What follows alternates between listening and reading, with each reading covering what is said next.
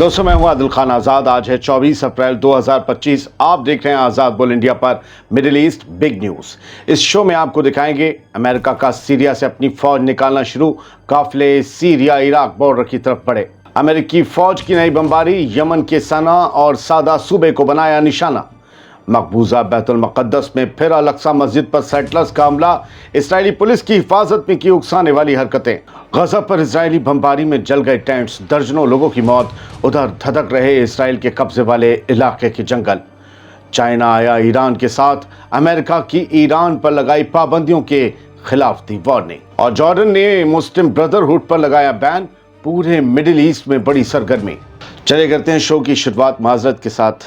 तबीयत थोड़ा साथ नहीं दे रही, इसके मॉर्निंग का शो नहीं आ पा रहा, इसलिए मिडिल ईस्ट बिग न्यूज़ है, मॉर्निंग न्यूज़ नहीं है। खैर, अफगानिस्तान जैसे तो नहीं, मगर सीरिया में अमेरिकी फोर्स के साथ हुआ कुछ वैसा ही है कि बड़े बेआबरू होकर तेरे कूचे से हम निकले। ठसक सिसक रही है और दमखम में दरारें पड़ रही हैं। खबर यह है कि अमेरिका धीरे धीरे रफ्ता रफ्ता अपनी फौज को सीरिया से निकालने का जो प्लान बना रहा था उसका एग्जीक्यूशन शुरू हो गया है। फौज को निकाला जाना शुरू हो चुका है, किस्तों में निकलेगी। अल वतन अखबार के मुताबिक सीरिया के अश-शद्दादी शहर में मौजूद अमेरिकी मिलिट्री बेस से फौज की गाड़ियों के काफिले निकल रहे हैं। ये तस्वीर दिख रही है अखबार की कटिंग में। ये गाड़ियां मिलिट्री सामान से भरी हुई हैं और सीरिया इराक बॉर्डर की तरफ जा रही हैं। हम इन तस्वीरों की तस्दीक नहीं करते, लेकिन कब की हैं नहीं पता, लेकिन खबरें तो हैं। पिछले हफ्ते पेंटागन के चीफ स्पोक्समैन शॉन पर्नेल ने कंफर्म किया था कि अमेरिका अगले चंद महीनों में सीरिया में अपनी मिलिट्री तादाद 1000 से कम करने जा रहा है, ताकि कुछ चुनिंदा बेसिस पर, कुछ चुनिंदा अड्डों पर ही अपने ट्रूप्स को कंसोलिडेट यानी मजबूत किया जा सके। जबकि हकीकत यह है कि तुर्की के दोस्त HTS हयत तहरीर अल शाम के सामने अमेरिका की मदद से चलने वाले ग्रुप्स ने सरेंडर कर दिया, अपने हथियार डाल दिए। तो फिर अमेरिका का वहां रहने का मकसद ही क्या रह गया था? अमेरिकी फौज वहां कभी नहीं रह पाती जहां कोई और मुल्क भी हथियार बांटने या चलवाने लगे और कामयाब हो जाए। अमेरिकी फौज के पूरी तरह निकलते ही सीरिया इसराइल के लिए एक बड़ा खतरा बन जाएगा या बन सकता है। हालांकि सोशल मीडिया पर अहमद अल शरा के बारे में लोगों की कुछ अलग राय है, वो उनका अपना परसेप्शन है, लेकिन हकीकत इससे बहुत अलग हो सकती है वक्त आने पर। वरना अमेरिका इसराइल के लिए ही सही, सीरिया की ज़मीन को यूं तो खाली ना करता। बढ़ते आगे। यमन पर अमेरिका ने फिर से हवाई हमले किए हैं। ताज़ा हवाई हमले कई रीजन्स में हुए हैं।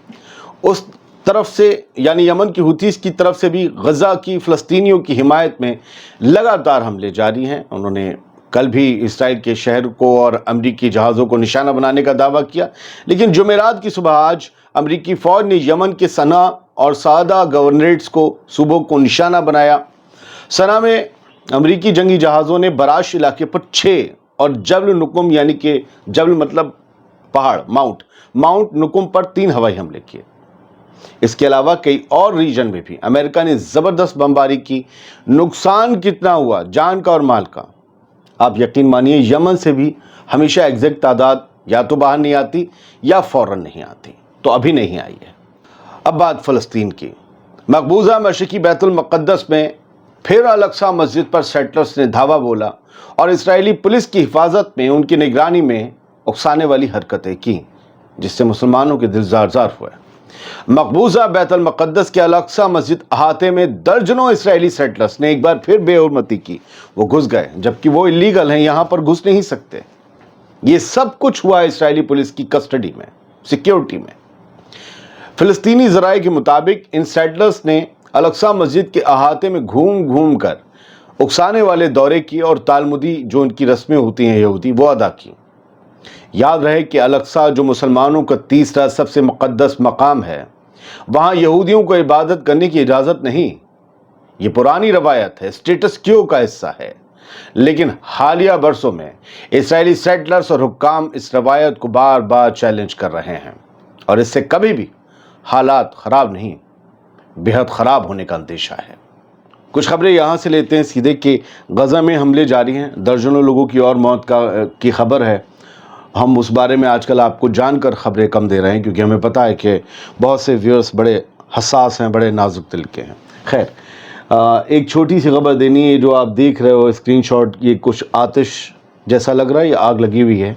ये टेंट्स थे, कुछ घर थे, बताया गया 3 लोगों की सिर्फ इन्फॉर्मेशन है। 3 लोग जिसमें ये जिंदा जलकर मर गए और बच्चे थे, कई बच्चे जो ज़ख्मी हुए हैं क्योंकि इजरायली वॉर प्लेन्स ने इन बेघर फ़लस्तीनियों के टेंट्स पर, खैमों पर, अल सवारिया एरिया जो कि वेस्ट नुसैरियत में आता है, सेंट्रल गज़ा स्ट्रिप में, वहाँ पर बमबारी की है।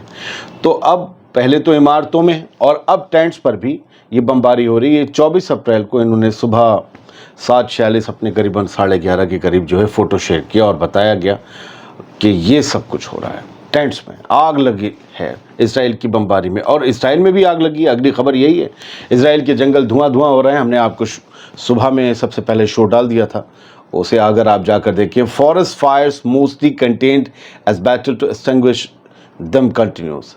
ये कहा जा रहा है कि जंगलों की आग पर ज़्यादातर पर हमने काबू पा लिया है। 10,000 ड्यूनम जो है ज़मीन खेती काश्तकारी जल गई है। वहाँ एकड़े को वो दूनम में वो करते हैं। जूडिया यानी कि वेस्ट बैंक के इलाकों को जूडिया समारिया कहते हैं। तो ये वेस्ट बैंक में जहाँ जहाँ इन्होंने ज़मीनें कब्जाई हैं वहाँ पर खेतियाँ की थी, वो खेतियाँ जल गईं, जंगल जल गए हैं। ये कह रहे हैं, दावा कर रहे हैं इजरायली अथॉरिटीज़ कि आग पर काबू पा लिया है, लेकिन आग ने काफ़ी कुछ नुकसान तो कर ही दिया है, जंगलों का ही सही। चाइना ईरान के साथ खुलकर आ गया है। China backs Iran nuclear talks with US. उसने एक तरफ अमेरिका और ईरान के बीच जो बातचीत चल रही है न्यूक्लियर प्लांट्स को लेकर या न्यूक्लियर प्रोग्राम को लेकर ईरान के, उसको तो सराहा है चाइना ने और कहा कि हमारा पूरा सपोर्ट है। आप लोग आराम से बात करिए, इस मामले को सुलझाइए। दुनिया और ख़ासकर मिडिल ईस्ट के लिए बड़ा ज़रूरी है। लेकिन एक तरफ तो ईरान और अमेरिका की बातचीत को सराहा, लेकिन दूसरी तरफ जो इल्लीगल, नाजायज़, गैर कानूनी सैंक्शंस हैं अमेरिका के। इल्लीगल वर्ड बहुत बड़ा होता है जब अमेरिका की बात कर रहे हो। देखिए, कोट भी किया अखबार ने, इल्लीगल सैंक्शंस के खिलाफ उसने अपनी आवाज़ उठाई कि ईरान पर जो पाबंदियां लगाई जा रही हैं वो बेजा हैं, नाजायज़ हैं, गैर कानूनी, इल्लीगल हैं, गैर इंसानी, इस तरीके से होना नहीं चाहिए। तो ये इस तरीके से चाइना ईरान के साथ मजबूती से खड़ा है। अच्छा, थोड़ा सा मुझे ऐसा लगता है कि अमेरिका नर्म थोड़ा सा पड़ रहा है।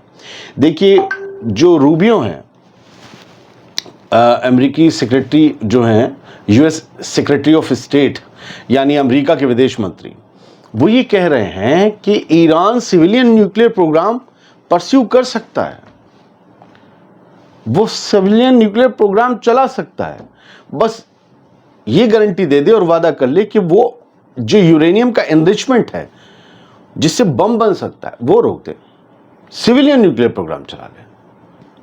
अब कैसे होगा, कितने तादाद में वो अपने सिविलियन प्रोग्राम के लिए यूरेनियम एनरिच कर सकेंगे, वो सब तो डीप में जाने की बात। मुझे लग रहा है अमेरिका कहीं ना कहीं तो ईरान के सामने नर्म पड़ रहा है। वो कहते हैं there is a pathway to a civil peaceful nuclear programme if they want one, कि अगर एक रास्ता है जिसके ज़रिए वो अपना सिविल पीसफुल न्यूक्लियर प्रोग्राम जो है, यानी आम जनता के लिए न्यूक्लियर प्रोग्राम्स यानी कि बिजली बनाना, ये सब वगैरह बनाना, वो सब तो चला सकते हैं, उसका रास्ता है। लेकिन बम बनाने के लिए यूरेनियम को एनरिच नहीं कर सकते। तो ईरान तो वैसे ही कहता है हम बम नहीं बनाएंगे। तो मुझे लग रहा है कि ये 50-50 की जीत है। हालांकि इसे बहुत बड़े फलक पर और बहुत बड़े स्केल पर एक्सप्लेन करने की ज़रूरत है। हो सकता है शायद आपके सामने करेंगे, I am not sure. Jordan ने एक बड़ा मूव चलाया, उसने मुस्लिम ब्रदरहुड को डिसॉल्व कर दिया। सोचिए, मुस्लिम ब्रदरहुड का क्या नाम था पहले, उसे डिसॉल्व कर दिया है इनके बादशाह किंग अब्दुल्ला सेकंड ने, और पूरे मुल्क में मुस्लिम ब्रदरहुड पर बैन लगा दिया है, ये मानते हुए कि ये मुल्क के खिलाफ कुछ हरकतें अंजाम दे रहे थे। अभी आपको पता होगा जॉर्डन में रॉकेट्स पकड़े गए थे, एक प्लान अटैक का जो है वो भांडाफोड़ किया गया था। ये उसी के बाद एक्शन हो रहा है। अभी कहा गया है जॉर्डन ने पिछले हफ्ते मुस्लिम ब्रदरहुड के 16 मेंबर्स पकड़े थे और इन सब के ऊपर जॉर्डन में ही या जॉर्डन के बाहर हमला करके दुश्मनी बढ़ाने की जो है इल्ज़ाम है कि इनके पास रॉकेट ज़ख़ीरा सब पकड़ा गया। मुस्लिम ब्रदरहुड के बारे में आपको बहुत कुछ जानना चाहिए। अगर आप जानना चाहते हैं तो बताएं, क्योंकि ये समझाना पड़ेगा कि मुस्लिम ब्रदरहुड आखिर है क्या और ये काम कैसे, इसकी फंक्शनिंग क्या है। तख्त रवांची یہ ڈپٹی فارن منسٹر ہیں پولیٹیکل افیئرس کے ایران کے، ماجد تخت روانچی.